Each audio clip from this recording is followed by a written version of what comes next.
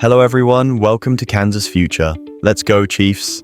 A recent news story has sparked a lot of discussion among fans online. I'll break it all down for you, but first, hit the like button and make sure you're subscribed to the channel to stay updated on the latest Chiefs news. Can the Chiefs defend their Super Bowl title? Let's talk about what's trending in the league. Can the Chiefs actually defend their Super Bowl title, or are we skating on thin ice this season? Currently, the Chiefs hold an impressive 11-1 record, the best in the AFC. On paper, that looks dominant. But here's the big question. Are we as invincible as our record suggests? Take the Black Friday game against the Raiders, for example. Yes, it was a win, but was it convincing? Patrick Mahomes struggled under pressure for much of the game. Although the Chiefs managed to pull out a 19-7 victory, it felt like luck played a big role. Meanwhile, the Denver Broncos are making waves. After a Monday Night Football win, they're now 8-5 and firmly establishing themselves as a playoff contender. Their defense is hitting its stride, and with Bo Nix under center, Denver is suddenly a team that can't be ignored. Could they be a legitimate postseason threat? Is the NFL Offensive Rookie of the Year race heating up? Speaking of Bo Nix, is it time to reconsider the NFL Offensive Rookie of the Year race? Commanders quarterback Jayden Daniels has been the frontrunner all season, but Nix is posting similar numbers on a better team. His chances of snagging the award are improving every week. So Chiefs fans, what do you think? Are we truly a Super Bowl contender? Or do we have chinks in the armor that need urgent fixing? And how do you see the Broncos shaping up as a postseason threat? The Chiefs' offensive line, a work in progress. Now let's dive into the latest updates on the Chiefs' offensive line and the adjustments Andy Reid is making to keep our MVP upright. While the Chiefs' 11-1 record is impressive, one area of concern has been the offensive line, particularly the left tackle position. Head coach Andy Reid has faced challenges in providing Mahomes with adequate protection, and his recent moves show he's not afraid to make bold changes. How did we get here? The season began with rookie Kingsley Swam starting at left tackle. However, after struggling against elite competition, most notably the Bengals' Trey Hendrickson in Week 2, Swam was benched. Enter second-year player Wanya Morris, who took over in Week 3. While Morris has had decent moments, his performance against the Raiders last Friday raised concerns as Mahomes faced constant pressure. Late in the game, Reid made a bold move, shifting veteran guard Joe Thuney to left tackle and bringing in Mike Sendo to fill Thuney's spot at left guard. The adjustment brought some stability, but it left fans wondering if this lineup will stick. Reid's comments on the lineup. Speaking to the media via Zoom, Reid addressed the situation with his trademark candor. Well, that's one of the options we have. We ended the game that way. I prefer to keep Joe at guard because he's great there, but Sendo isn't bad either. It's a good problem to have. We've got some flexibility if needed. What's next for the Chiefs' offensive line? Reid's preference to keep Thuney at guard suggests this might not be a permanent fix, but it does highlight the team's depth and adaptability. Thuney's ability to shift to tackle underscores his skill and leadership, while Sendo has shown he can step up when called upon. The biggest question remains whether Morris can regain Reid's trust. With the playoffs looming, the offensive line must be at its best to protect Mahomes. The next few weeks will be crucial for solidifying the lineup and ensuring the Chiefs are ready to make another deep postseason run. Ensure the offense runs smoothly. Consistency and reliability will be crucial as the team faces tougher defenses in the coming weeks. Chiefs fans, what's your take? What do you think of these changes?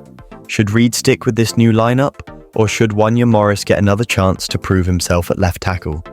And how confident are you in the offensive line as we head into the postseason? DJ Humphrey joins the mix, veteran offensive tackle. DJ Humphrey joined the Chiefs just over a week ago, and rumors are already swirling that he might start at left tackle against the Buffalo Bills. During his latest press conference, head coach Andy Reid addressed Humphrey's potential role. If he feels good, then we'll give him an opportunity. If he's not where he needs to be, then we won't. We'll see how it goes.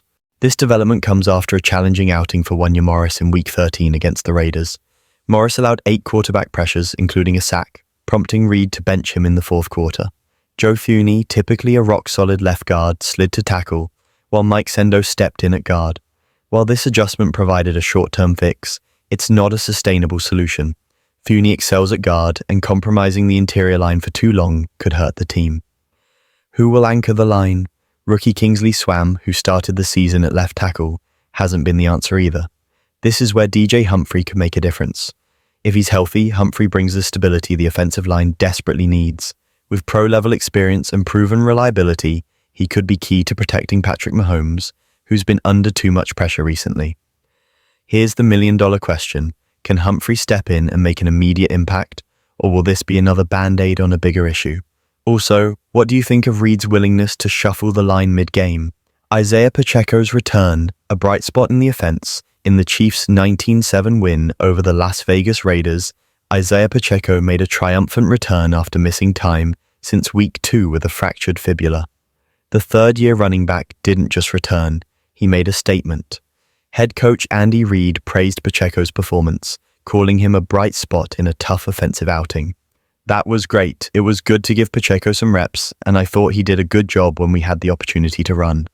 Despite limited carries, Pacheco showed no signs of rust. He rushed 7 times for 44 yards, including a 34-yard burst that electrified the offense. His explosiveness was undeniable, matching the productivity Kareem Hunt provided in Pacheco's absence. Challenges in the running game. While Pacheco's return was promising, the Chiefs struggled to establish a consistent ground attack against the Raiders' determined defense. With just 14 combined carries for Pacheco and Hunt, Reid leaned on a short passing game, which proved more effective, at least until the red zone. Reid explained, "We weren't doing too well with the way they were playing, bringing an extra guy in. I felt like we were better off with the short passing game, which was working.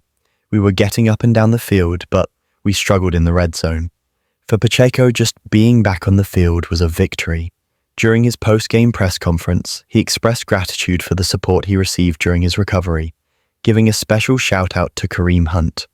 Hat tip to him for stepping up. It's been a tough road. He's been incredible leading the room, and everyone's been following the leader. Pacheco also shared how he prepared for his return. "The biggest thing for me was nailing down the details in the meeting room, so when I got the opportunity, I could show my skill, focusing on the little things to make my game better." In classic Pacheco style, he added, "It was awesome to have that moment, to feel that contact again. I've been missing it. I was angry, so being able to get that anger out on the field was a blessing." Chiefs fans, sound off. What do you think of Pacheco's return? Are you excited to see what he can bring to the offense as the postseason approaches?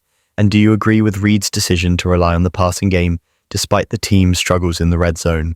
Let us know your thoughts in the comments below. Don't forget to like, subscribe, and turn on notifications so you never miss an update. Let's talk about potential. Let's talk about talent waiting to explode, just needing the right spark to ignite. Enter Xavier Worthy, a rookie wide receiver for the Kansas City Chiefs. This speedster is already catching fire, but he's far from reaching his peak. His numbers might look impressive now, but trust me, when you dig deeper, you'll see the makings of something truly special. This young man is on the verge of breaking out in a big way. Let's break it down and see why his future is brighter than you might imagine. Thriving under pressure.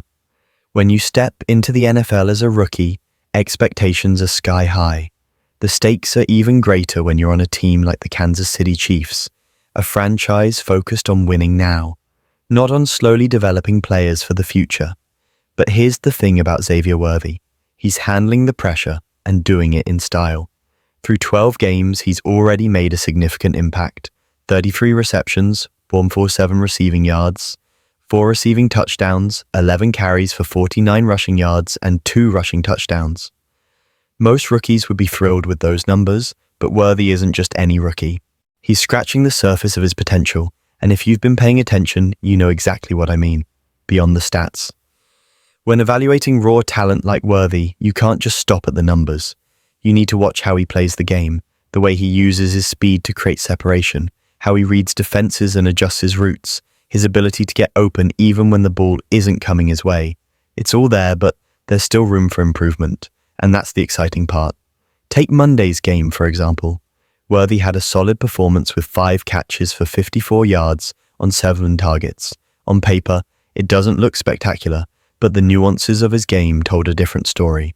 Head coach Andy Reid, a master of developing talent, spoke highly of Worthy's progress. When Reid says a player is improving, it's not just coach speak. It's a testament to Worthy's hard work and potential. Reid highlighted the rookie's development, saying, "You just keep working to better yourself. That mindset is exactly what could elevate Worthy to the next level.